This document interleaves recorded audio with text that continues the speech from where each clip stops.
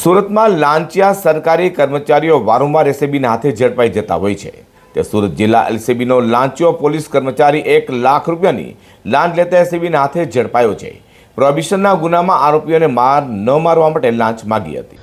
સુરતમાં ઘણા સમયથી લાંચિયા સરકારી બાબુઓ સામે એસીબીએ લાંચ કરી છે।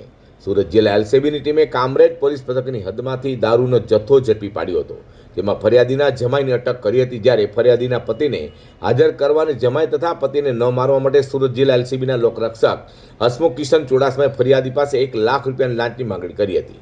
જે અંગે ફરિયાદીએ એસીબીનો સંપર્ક કરતા એસીબીએ કામરેજથી ઓરના ગામ જતા રોડ પર આવેલા આત્મવિલાસ સોસાયટી સામે હોજ ગોઠવી હતી। ત્યાં લાંચની 1 લાખની રકમ સ્વીકારતા એલસીબીના લોકરક્ષક હસમુખ કિશન ચુડાસમાને ઝડપી પાડતા લાંચિયા પોલીસ કર્મચારી ફફડાટ વ્યાપી જવા પામ્યો છે। એસીબીમાં ફરિયાદ મળેલી કામરેજ પોલીસ સ્ટેશનમાં એક પ્રોહિબિશનનો ગુનો રજીસ્ટર થયેલો, જેમાં એસીબીની ફરિયાદના કામે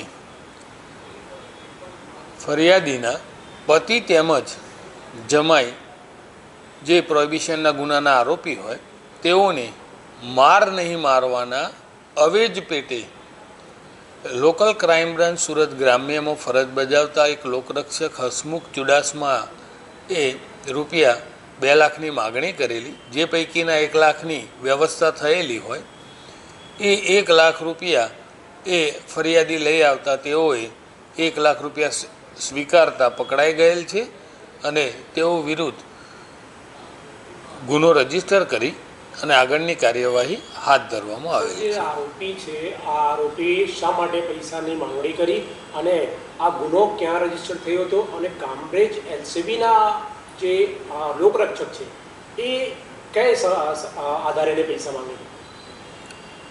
પ્રોહિબિશનનો ગુનો રહ્યો એ એલસીબીના લોકરક્ષક છે તેઓએ શોધેલો અને એની તપાસ કામરેજ પોલીસ સ્ટેશનમાં ચાલી રહેલ હતી